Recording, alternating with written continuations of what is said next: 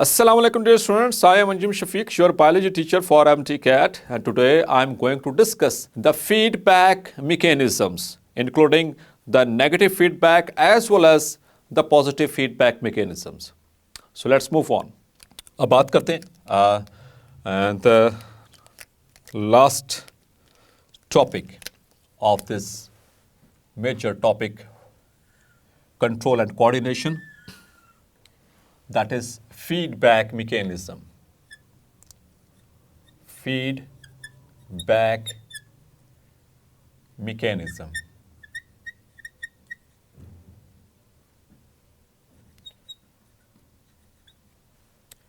So feedback mechanism, it's a type of interaction in which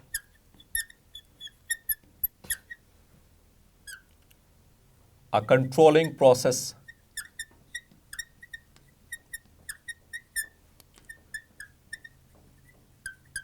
is controlled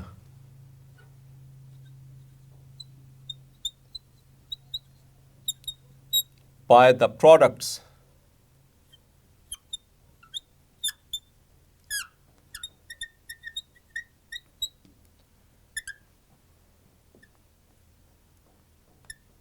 it's controlling.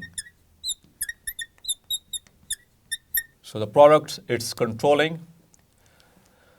Dear students, feedback is like जैसे कि मैंने आपको lecture deliver किया, फिर अब आप उस पर अपनी राय देते हैं, फीडबैक करते हैं कि आपको कैसा लगा लेक्चर, आपको अच्छा लगा या उसमें कुछ आपको समझ नहीं आई. So that is known as feedback.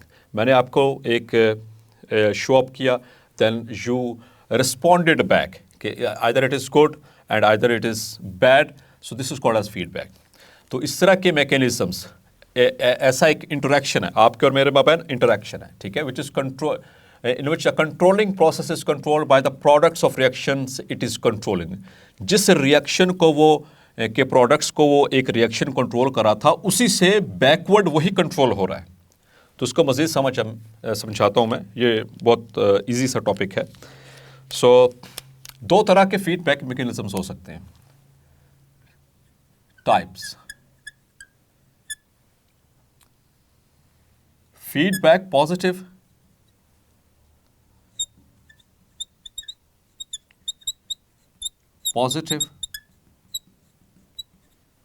And feedback negative.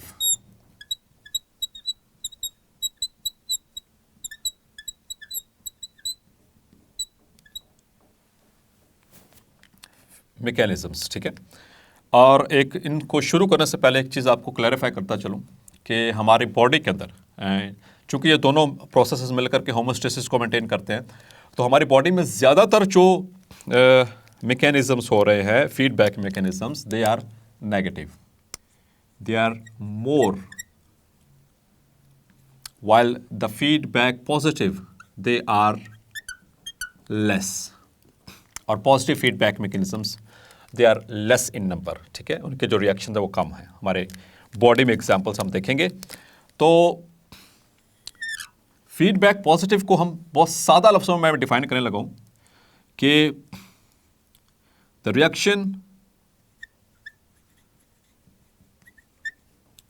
Which goes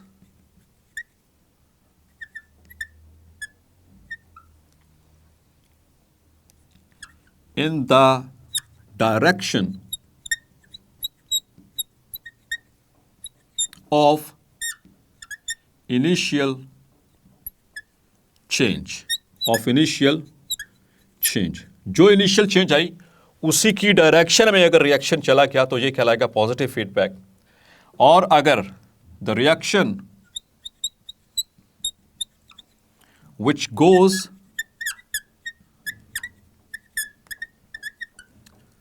in opposite or reverse direction of initial change, जो इनिशियल चेंज आई उसकी ऑपोजिट डायरेक्शन में अगर रिएक्शन चला जाए तो वो फीडबैक नेगेटिव कहलाएगा। जो इनिशियल चेंज आई उसी की डायरेक्शन में अगर रिएक्शन चला जाए तो वो फीडबैक पॉजिटिव कहलाएगा। So let me clarify with an example. For example इसकी बहुत अच्छी मिसाल समझाई जाती है फीडबैक पॉजिटिव की। द बर्थ प्रोसेस,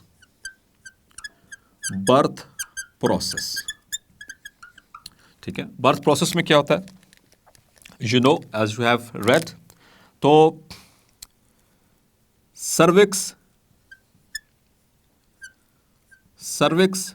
डायलेट होती है सबसे पहले, ठीक है। सर्विक्स की डायलेटेशन होती है जब बच्चा डिलीवर होने वाला होता है, बर्थ प्रोसेस स्टार्ट होता है।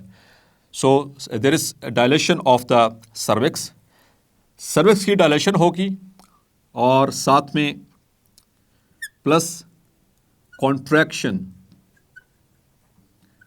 ऑफ यूट्रस, जो इनिशियल कॉन्ट्रैक्शंस हैं, ये दोनों ही स्टिमुलस हैं।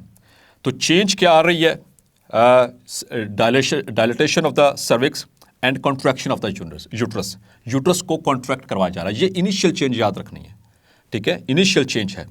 तो क्या होगा इसके नतीजे में, द पोस्टीरियर पिट्यूटरी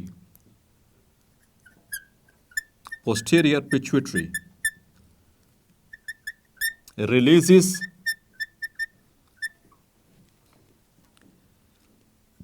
ऑक्सीटोसिन। इसके रिस्पॉन्स में क्या आया, ऑक्सीटोसिन जो है वो रिलीज हो गया। ऑक्सीटोसिन क्या कर रहा है, it acts on uterus to contract, it causes the uterus to contract हुआ। सो फर्दर कॉन्ट्रैक्शंस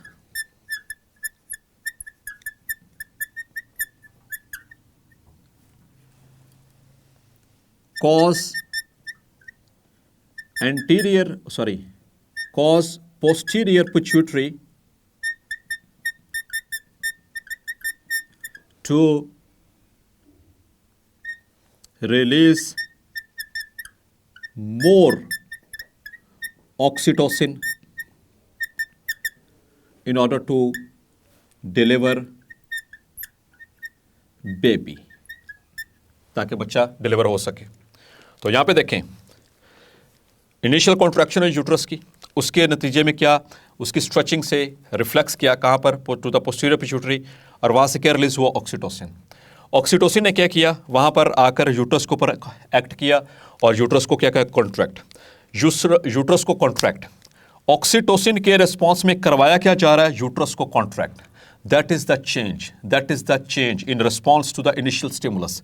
तो उसके नतीजे में क्या करवाया जा रहा है, यूट्रस कॉन्ट्रैक्ट करेगी और वापस मैसेजेस जाएंगे टू द पोस्टीरियर पिट्यूटरी, और ज़्यादा से ज़्यादा और ऑक्सीटोसिन रिलीज होगी और बच्चा डिलीवर हो जाएगा, ज़्यादा कॉन्ट्रैक्शंस होंगी। तो initial change was contraction in uterus. तो इसका रिस्पॉन्स क्या किया गया कि यूट्रस की कॉन्ट्रैक्शन को मजीद बढ़ाया गया। बात समझ आ रही है, the reaction which goes in the direction of the initial change, uterus contract हुई और वापस उसी को मजीद कॉन्ट्रैक्ट करवाया गया। So this is called as positive feedback. इसकी और भी मिसालें हैं हमारी बॉडी के अंदर, आपसे शेयर कर देता हूँ। तो एक तो ये चाइल्ड बर्थ का प्रोसेस, इसके अलावा यहाँ पर मेंशन कर देता हूँ, ब्लड क्लॉटिंग।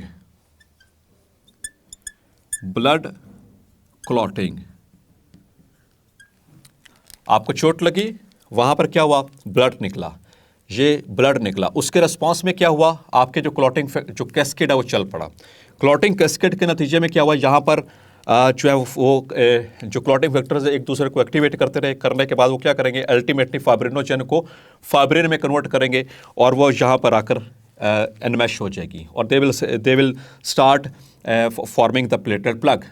अब जैसे ही यहाँ पर आकर कुछ प्लेटलेट्स लगेंगे, प्लेटलेट्स कुछ ऐसे केमिकल रिलीज करेंगे कि वो दूसरे ब्लड सर्कुलेटरी सिस्टम में जो दूसरे प्लेटलेट्स हैं उनको भी अट्रैक्ट करेंगे, और वो अट्रैक्ट करेंगे ताकि जहाँ पर चोट लग सकी है वहाँ पर आकर वो जहाँ पर वो ऐसे वो जाली सी बनी थी फाइब्रिन फाइबर्स की, वहाँ पर आकर आरबीसीज और प्लेटलेट्स आकर फंसते चले जाएंगे और आहिस्ता आहिस्ता क्या होगा, ब्लीडिंग स्टॉप होती चली जाएगी। तो प्लेटलेट्स आए, उन्होंने कुछ केमिकल रिलीज किए, उसके रिस्पॉन्स में मजीद प्लेटलेट्स को वहाँ पर बुलवाया गया। So this is the positive feedback. इसी तरह से डियर स्टूडेंट एक और एग्जाम्पल है फ्रूट राइपनिंग। फ्रूट राइपनिंग, फल के पकने का अमल। फल पकता है एक हार्मोन के नतीजे में, आपको पता है, दैट इज इथीन। ठीक है, तो जब फल पकने का अमल शुरू होता है तो ज़्यादा से ज़्यादा इथीन भेजी जाती है ताकि ज़्यादा से ज़्यादा फल की जो पकाई है, राइपनिंग है, वो हो सके। This is also a positive feedback. Clear? So hopefully understand. अब आते हैं नेगेटिव फीडबैक में। जो इनिशियल चेंज आएगी, रिएक्शन क्या जाएगा, फीडबैक मैकेनिज्म क्या करेगा कि उसको रोकने की कोशिश करेगा। यहाँ पर मुख्तलिफ तरह की मिसालें, हमारी बॉडी में बहुत सारी मिसालें हैं जो कि lot of examples are there which can explain that negative feedback, क्योंकि ज़्यादातर हमारी बॉडी के अंदर जो होम्योस्टेटिक प्रोसेसेस चल रहे हैं वो नेगेटिव ही हैं। नेगेटिव इन द सेंस वो नहीं कि वो हमारे लिए बेहतर नहीं है, वो बेहतर हैं तो हम वो चल रहे हैं। लेकिन इसमें होता क्या है, एक एग्जाम्पल से समझाता हूँ। लाइक आपका जो बॉडी टेम्परेचर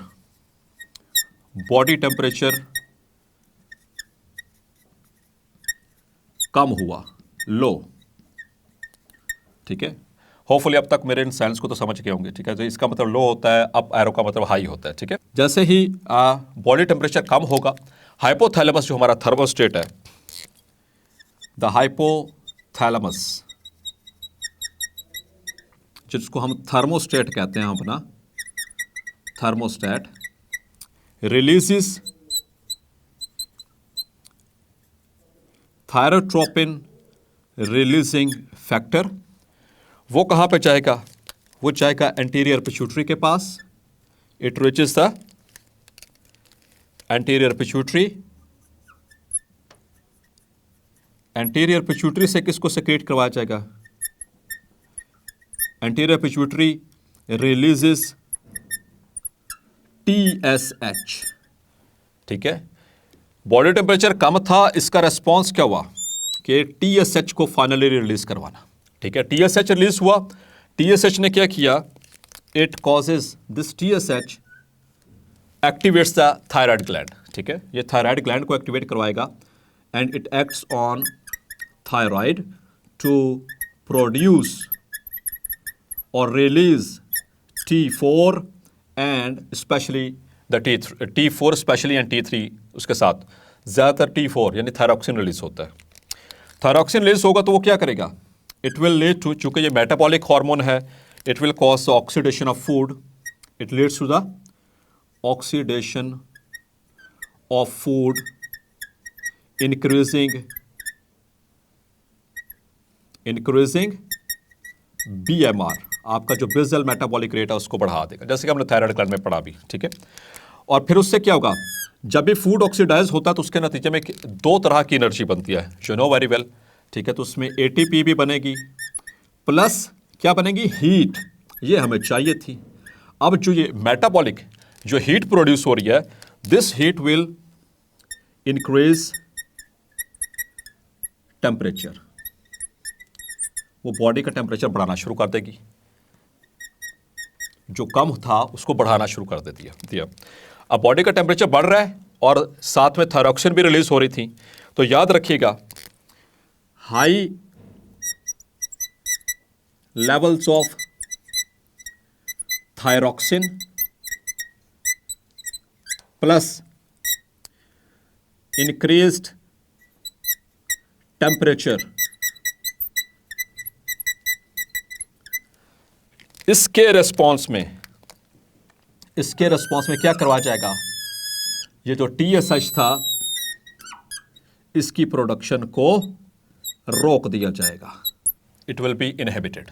हाइपोथैलेमस क्या करेगा, सेंस कर लेगा, लेवल हाई हो गया प्लस बॉडी का टेम्परेचर नॉर्मल हो गया, नॉर्मल लिमिट में आ गया, 36.1 टू 37.8 डिग्री सेल्सियस की रेंज में आ गया।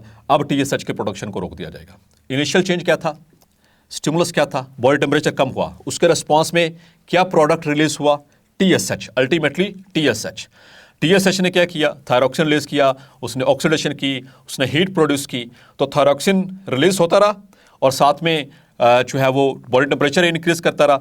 यही दो चीज़ें अब वापस किसको रोकेंगी? टीएसएच को। तो जो कंट्रोल कर रहा था बॉडी के टेम्परेचर को इंक्रीज करवाने के लिए टीएसएच, उसको इंक्रीज करवाया जा रहा था, अब उसी को ही रोक दिया जाएगा। So this is known as feedback negative. तो जो इनिशियल चेंज आया उसकी ऑपोजिट डायरेक्शन में गया। इनिशियल चेंज में टीएसएच को रिलीज करवाया गया और फाइनली क्या किया गया? टीएसएच को रोक दिया गया। तो पहले रिलीज करवाया गया, फिर बाद में रोक दिया गया, अपोजिट डायरेक्शन और reverse direction. So this is called as negative feedback mechanism. और बहुत सारी मिसालें इसकी, ब्लड ग्लूकोज लेवल की अगर ले लें, आपने खाना खाया उसके कुछ देर के बाद आफ्टर सम टाइम आपका ब्लड ग्लूकोज लेवल हाई होना शुरू हो गया, और तो जो पेनक्रियाज के अंदर वो ग्लूकोज को सेंस करने वाले जो सेल्स होते हैं वो क्या करेंगे? वो they will start releasing the insulin. Insulin release हुआ। स्टिमुलस क्या था? Blood glucose level. रिस्पॉन्स क्या है? इंसुलिन को रिलीज करवाओ। इंसुलिन ने क्या किया? सेल्स के अंदर उसको ट्रांसपोर्ट करवाना शुरू कर दिया, ग्लाइकोजन में कन्वर्ट करवाना शुरू कर दिया, तो Aahista Aahista blood glucose level नीचे आना शुरू हो गया। ठीक है, तो जैसे वो नॉर्मल लिमिट पे पहुंचा, यही blood glucose level, low blood glucose level and high insulin, अब ये क्या करेगा? वापस उन सेल्स को एक्टिवेट कर देगा कि bus stop now, stop now, क्योंकि रुक जाएंगे तो इंसुलिन की प्रोडक्शन रुक जाएगी।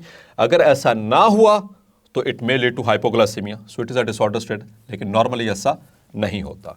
It is also an example. इस तरह से ब्लड प्रेशर आपकी एग्जाम्पल है। इसी तरह से हमारी बॉडी के अंदर पीएच कंट्रोल, इसी तरह से और बहुत सारे mechanism, lot of mechanisms are there which are, यानी कि ज़्यादातर जो मैकेनिज्म्स हैं they are the negative feedback mechanisms, they are result of.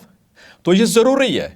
एक जो चेंज आया था, जब वो रिस्पांस वो हमको मिल गया, वो जब नॉर्मलाइज होगी तो अब उसको रोकना भी तो ज़रूरी है। तो उसको रोकने के लिए फिर नेगेटिव है।